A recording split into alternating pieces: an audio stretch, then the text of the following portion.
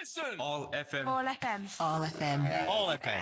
All FM community radio for South, East and Central Manchester. All FM. All the artists you've worked with back in who's your favourite artist or one that's most memorable? I think for excitement, you've got to say as a band that the Chuck Berry tour has got to be the highlight of the band, you know, to back him for 39, we'll finish up backing him 34 times, I think. Carl Perkins, what was he like? Loved him. Yeah. Gentle, total gentle. Well, actually now about a Beatles question, Phil. Go on. Sorry about this, I know you don't like If you have to. I saw what's about the Beatles. Christmas 1962, you bought yourself a reel-to-reel tape recorder, yeah? Yeah. Was it a Grundig or No, it was a Philips 4-track twin speed. Right. Brand spanking new, bought in October in Berlin at a radio show. And for some reason you recorded the Beatles. How did that come about? Simple. Everybody says, oh, you were lucky buying that to record the Beatles. That wasn't the intention at all. Yeah, that's what I was thinking. You're a fan of the Beatles, I know that, but carry on. No, but I mean, the whole idea of it was, we used to rehearse 4 or 5 times a week. Yeah. We had a repertoire in those days of something like 320 numbers that we just play it off the top of our heads. But when we were trying new numbers out, you can't be playing them on a stage and listen to them. And because we were working for Philips, I got this voucher where I could have anything I wanted half price. Right. And a friend that we had, a fella called Gerd Rimfleisch in Berlin, said there's a Philips radio show in whatever. So I took my voucher down there and got this brand spanking new. It had a capacity of 8 hours, which is a lot of time on half speed. I bought this and we set it up in the Star Club. First of all, just on a table with the ordinary Philips microphone, which were crap, and I've still got those recording. And then what we did, we left it set up when Adrian Barber says, we can sling a mic from the ceiling and get it straight in, which eliminated the crappy microphone. The old Sennheiser mic, the big ones, hanging from the ceiling. So that was left there on a permanent basis for anybody to use. Right. And so it ran from 6 o'clock in the evening till 4 o'clock in the morning when somebody had switched it on. I wasn't in charge of it all the time.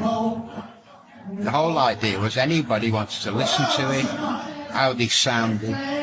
It was like a monitor, using it as a permanent monitor, monitoring your act. And of course the Beatles arrived on the 17th, I think it was. And the thing is still running and running every night, up one tape. So it's being turned over. Yeah. And you're dubbing out people like Gene Vincent, who would have been on it. All these other stars who were performing there. Just without even thinking, because it wasn't a commercial basis. They're the last people on the tape. Yeah. I pack the tape up, get it all ready, put it in my car, and off I come back to England. Yeah.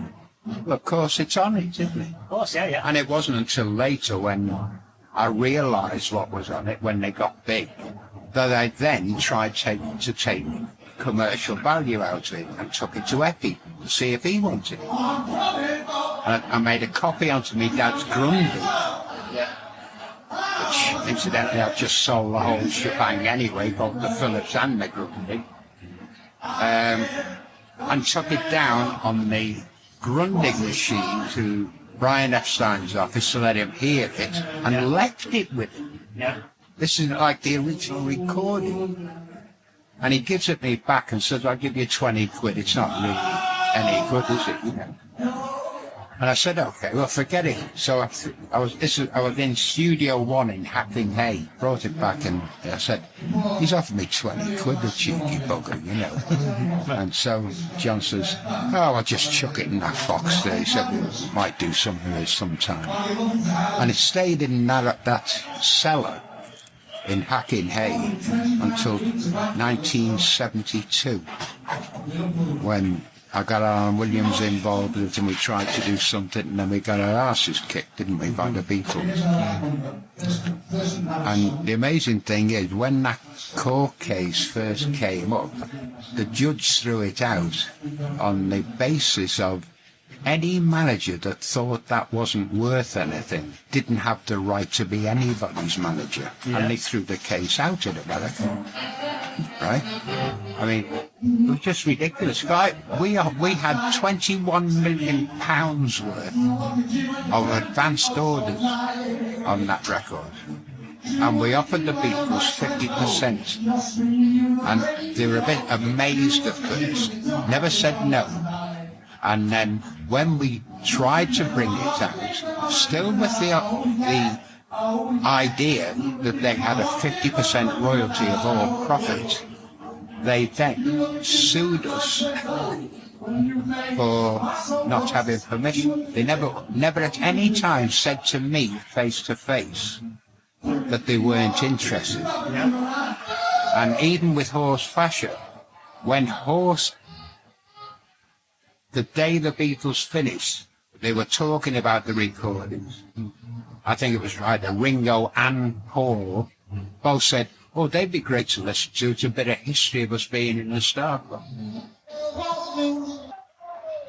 Then all of a sudden the whole thing changed. And I think it all stemmed from George because he plays some crap solos. And he was always the bug. Paul didn't mind, Ringo didn't mind. On the last case, of course, John Lennon was dead, but George had a fixation. The thing is, what they did do is they robbed the world of what they were actually like. And if anybody's that upset about their early beginnings, I thought it would make a great part of history. Yeah, it does. You could go from rags to riches with it. Yeah, that's right. You know, this is what we were like. Laugh at yourself. You know, oh, listen up, bloody solo, and now listen to us in the Shea Stadium. You know. Yeah. Oh, you could hear them. The tapes don't exist anymore. Don't exist. No, I still own the copyright on the tapes. Right. Yeah. But the real trills have gone, have they? Well, we had to bake it to take everything off because it had been in the cellar so long. Right, all the powder was dropping off the tapes. We had to bake it, lift it, end the story. See what you mean. What's the future with them tapes then? Do we know, or is it just in cyberspace? I mean, it's been bootlegged so many times. It's not like carrots, is it? You know. Yeah. But you can go on the internet and download the whole bloody albums all over the place for nothing. Okay. Yeah, but it's great that you've done that though for any Beatles. I know you're not so interested in the Beatles, I know that. But for history, it's there. Of course it is, yeah. And today you're still kicking because you're on tonight at the Line here. Have you done any recording recently, Ted? Well, it's not recent, but when I came over and Eckie Hoffman, who was an old Star Clubber as well, had formed a band and I joined it. We called it Brotherhood of Rock and Soul. Originally it was rock and roll, but then we turned with two soul singers in it. So we called it, well, Margaret actually said call it Brotherhood of Rock and Soul, and we made a CD. Oh, nice one. Ted Taylor, Kingsize Taylor with the Dominoes. Okay, nice to see you. So.